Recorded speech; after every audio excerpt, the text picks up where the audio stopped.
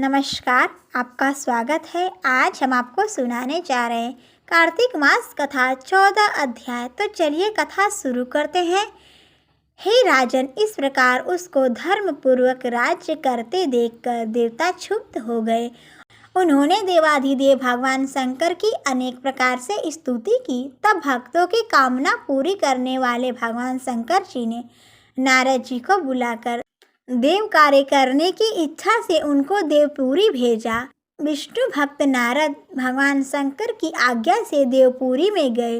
इंद्र आदि सब देवता व्याकुल होकर शीघ्रता से उठकर श्री नारद जी की स्तुति की और उत्कंठा भरी दृष्टि से सबने नारद जी को देखा और अपने सब दुखों को कहकर उन्हें नाश करने की प्रार्थना की। नारद जी ने कहा, मैं सब कुछ जानता हूँ। ऐसा कह देवताओं को आश्वासन देकर श्री नारद जी जलंधर की सभा में आए।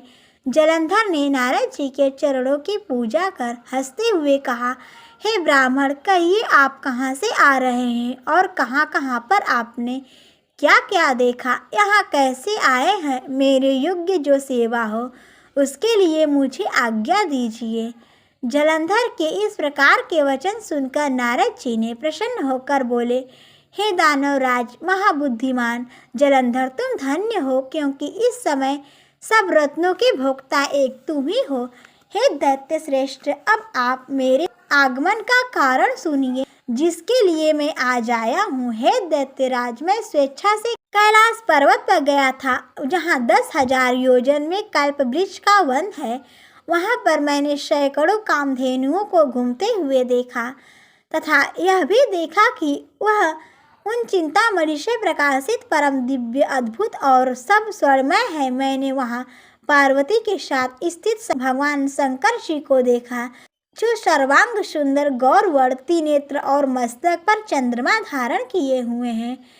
यह देखकर मुझे बड़ा आश्चर्य हुआ कि उनके समान समृद्धिशाली त्रिलोक में कोई है या नहीं। हे दैत्येंद्र, उसी समय मुझे तुम्हारी भी समृद्धि का स्मरण हो आया और देखने की इच्छा से तुम्हारे पास आया हूँ। यह सुन जलंधर को बड़ा हर्ष हुआ। उसने नारद जी को अपनी सब समृद्धि दिखला दी। उसे देखकर देवताओं का कार्य करने में इच्छुक शिव प्रेरित नारद जी ने जलंधर की बड़ी प्रशंसा की और कहा, निश्चय ही तुम त्रिलोकपति होने के योग्य थे। तुम्हारे लिए ऐसा होना कोई विचित्र बात नहीं है। मैं देखता हूँ और तुम्हारे पास सब कुछ है, किसी बात की कमी नहीं है। ऐरावत, उचैश्वा घोड़ा, कल्प वृक्ष और कुबेर की निधि तुम्हारे पास है। मणियों और रत्नों के ढेर भी तुम्हारे पास लगे हुए हैं।